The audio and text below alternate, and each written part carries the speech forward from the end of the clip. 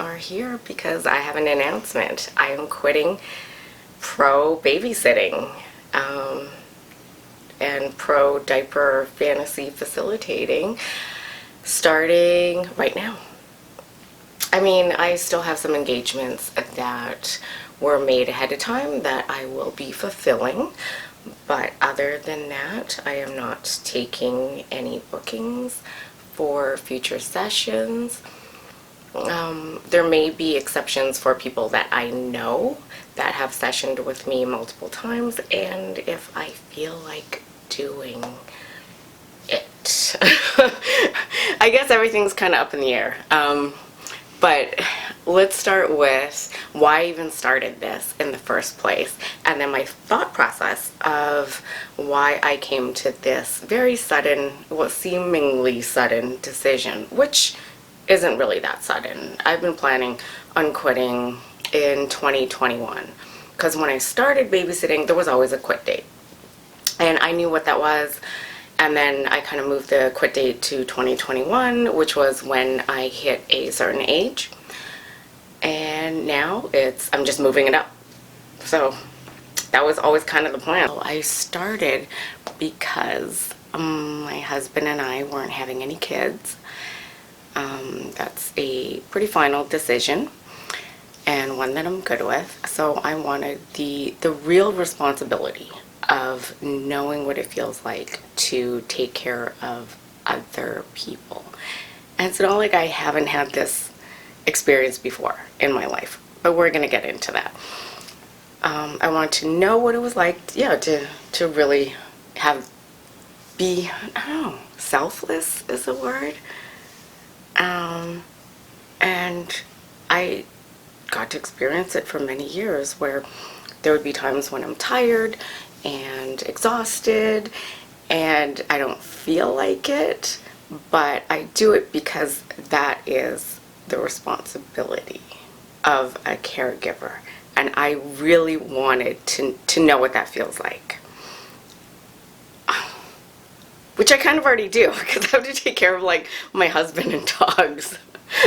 I mean, not saying that that's anywhere close to like taking care of kids, but it's still a pretty big responsibility. Maybe I do it more seriously than other wives. I don't know because I have no comparison. I just didn't feel like doing stuff, and then I had to curate other people's fantasies and do them to the best of my ability. And I always gave it 100%, more than 100%. I always put every ounce of attention onto them and got to know their fantasies, what they desired, what they really wanted out of the experience. And for a lot of people, I was their first time. I was their first point of contact in any of this. They had never shared this with anyone. I was there to listen, to give feedback, and it wasn't even just about the session. It was going above and beyond and making sure that they had the resources, like online and in real life, to move forward with their personal journey in ABDL, if they so choose to. And that always took a lot of time. It took a lot of follow-up. Planning a session took pre-planning as well. It's not just, hey, here's a time, here's a deposit. I mean, some people can't even do the deposit properly, and they need help with that. And they have a lot of questions, and they're nervous, and they're asking about every little detail. So it is a lot more planning, pre-planning, and post-communication that a lot of people think. And I've always gone and tried to help people, like in the community, whether they were having a session or not with me, or whether they booked a Skype session or phone session with me or not. I tried to answer and help as many people as I can. Yeah, and it's an act of service. And a lot of times I felt like, like a public servant in ABDL, because that's essentially what I am.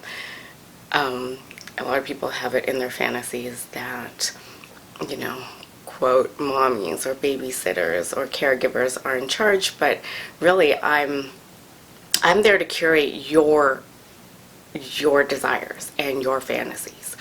And I felt like I've done that, and I love doing it, and I get great enjoyment and fulfillment in my life in doing so. But I haven't just been doing this since 2015. I've been doing it a lot longer. In my last fetish, where I was a top, and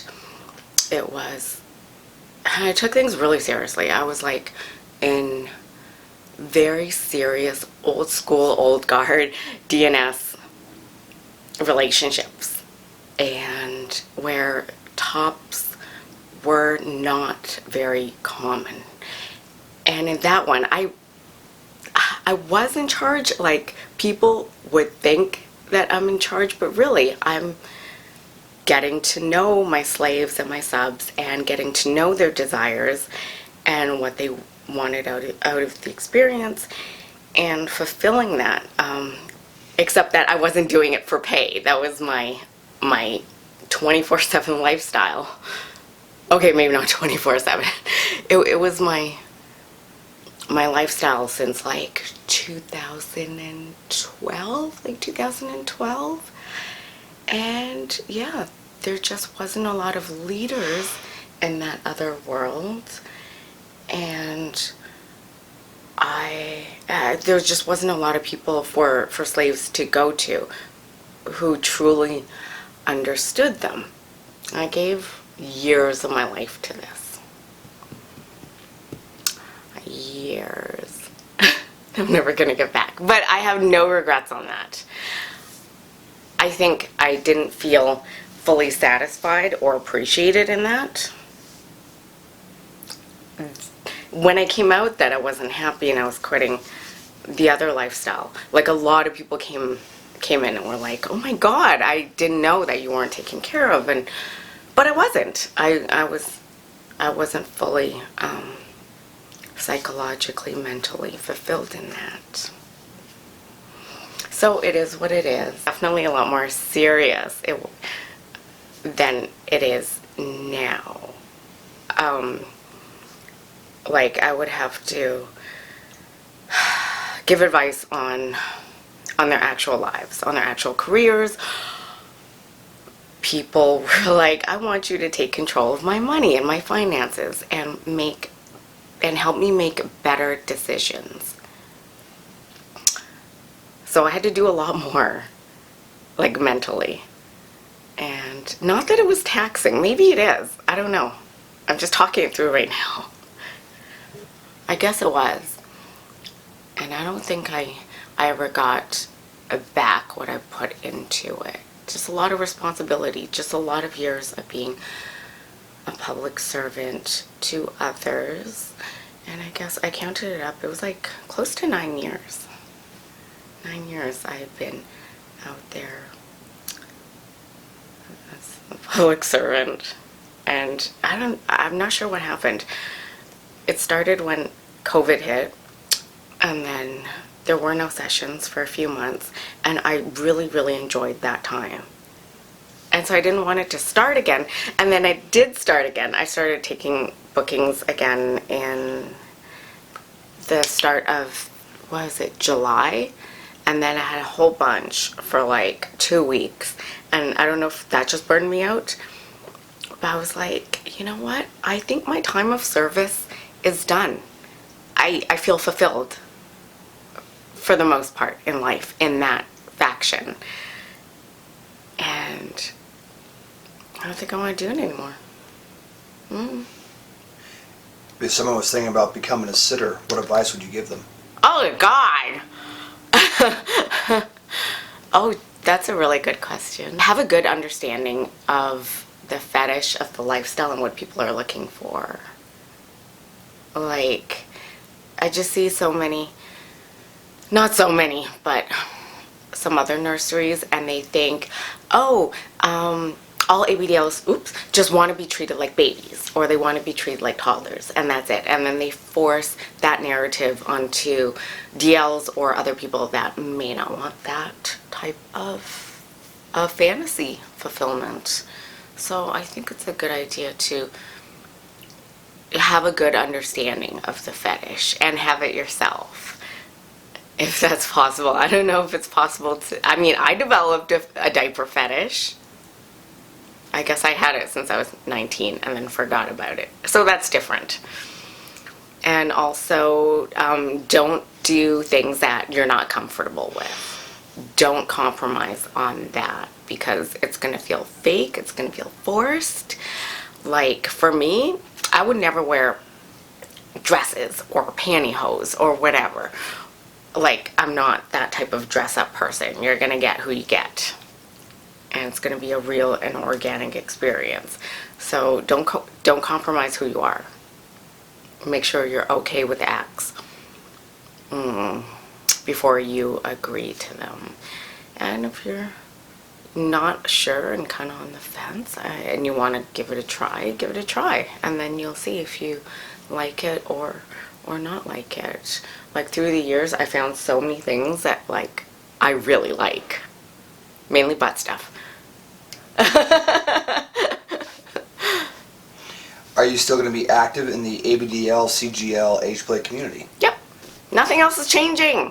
Like, yeah, I get that question a lot. It's like, nothing else is changing. I'm lifestyling this. So I'm going to do whatever I normally do. I'm just not going to do pro sessions for money. That's it. I'm going to do whatever the F I want whenever I want.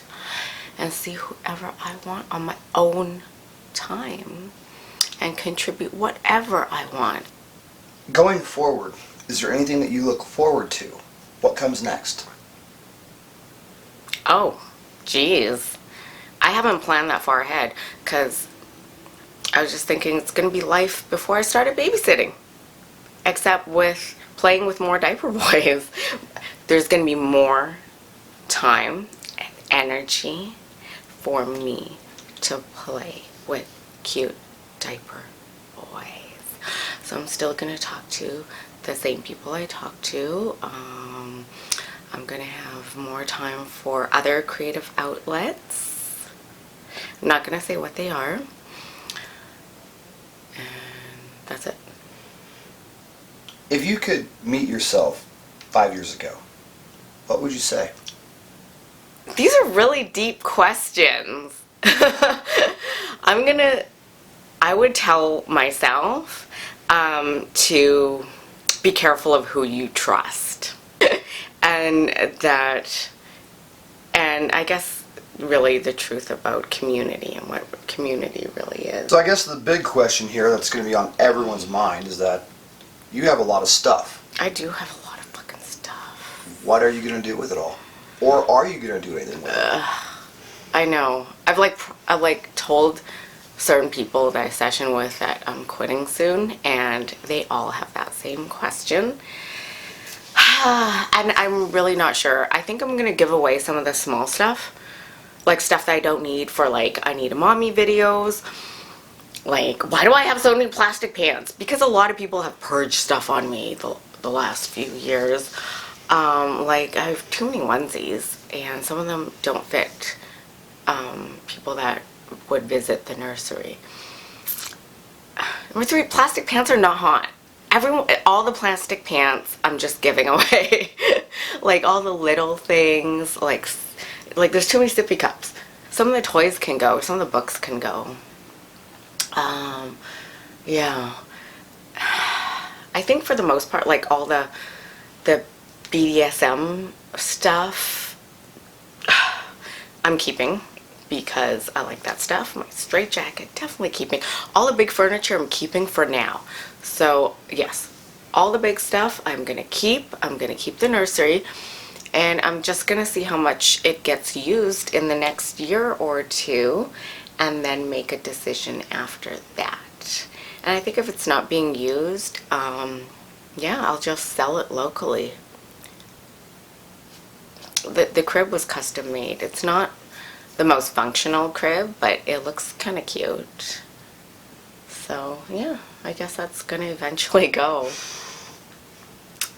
I don't know. I mean, I mainly play with DL, so I don't need all this stuff.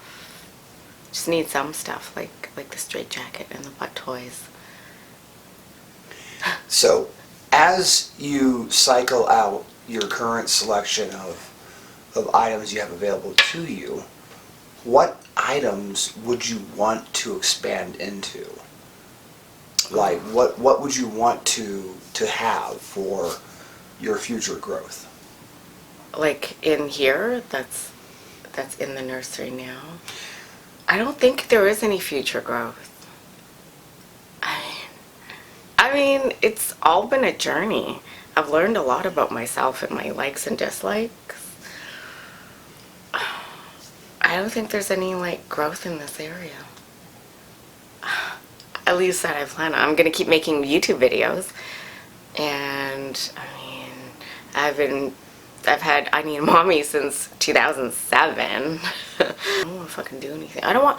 Okay, part of it is I don't want any responsibility anymore. Like in my old life, my old fetish, I just felt like I had so much responsibility to other people. And to make sure they're on a good path, that they get to explore their fetish, and to validate their fetish as well. And that's what a lot of what I do as a pro caregiver. That's what I do. I validate, I affirm, which is super important because most of the people I get like aren't part of the community. They're like business people in town where they keep all this stuff on the mega DL, and no one in their life knows. They're not online, they're not engaging. You want to play with the dino, don't you? Just take the dino to try and help them break their binge and purge cycle, to make sure that they feel good about themselves and that they're okay, and this fetish is okay, and my fetish is okay. Yeah.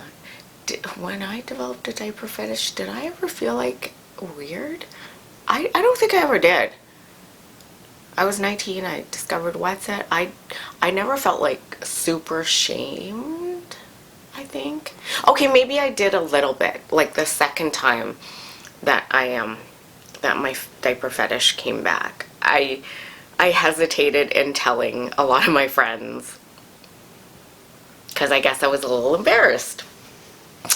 But I eventually did tell my real and close friends that yes, I do have a diaper fetish, and yes, I like playing with diaper boys. You asked hard questions. Why did you do that? You didn't say go easy on you. Yeah. Is there anything specific you want to keep? The straight jacket. In fact, I want to get another straight jacket. I've always wanted a posy. That's like impossible to get now. So maybe just a larger leather straight jacket. I'll deal with that. I really like the school desk I have because I feel like I can use that for, you know, I use that in the I need to pee videos. Anyways, all my spanking implements I think I'm gonna keep. And obviously, all the diapers for all the cute diaper boys that are gonna come. And some of the sissy outfits, like the really good quality ones, I might keep like 4. Cover how much I don't want responsibility. Let's expand on that. Because I don't. Fuck that shit. I've been doing that for 9 years now. No, So- I still have, like, I have a responsibility in the home. I have responsibility to take care of my hubby. It's not, I mean, I'm not saying it's too much. I can handle it. So you've made a lot of friends at age play conventions like Capcon, and you have been responsible for some pretty awesome special events and teaching and whatnot at these organizations. Like what? Anyone can do this shit. Well, yeah, but I mean, you've done the room haunt at Capcon. Yeah, but that's part of the big trick-or-treating event. I mean, I think I was the only one that like decorated her room. So I guess the question is, for all your friends and whatnot from these events, are you still gonna go? Well, I don't think Capcon is going to happen next year. A lot of it has to do with like the time I've invested in it, because my rates are like lower than some other pro caregivers. But the time that I put into each person is insurmountable. I don't know if that's the right word. Yeah, just the pre-planning and follow-up, and a lot of people will like text me afterwards and I feel like they have like a close relationship with me and then keep asking me questions, so I always answer. So it's a lot of my time that people don't realize. Like maybe you're one person doing it and then you times it by a lot more people. I don't know if I just need an extended break. I was actually going to take a break until after Halloween. Even though a lot of Halloween events aren't happening because of COVID, I felt saddened by all that, and I felt like I just needed a prolonged break. Yes, I feel some people take advantage of me and my kindness, and they'll come to me further with a lot of other things, like personal things, and I guess some part of me feels like obligated to make sure that they have the best advice. Anyways, nothing else is changing other than that. I'm still me. I'm just maybe gonna be more me now that I don't have to be like political or whatever. I don't know. We'll see.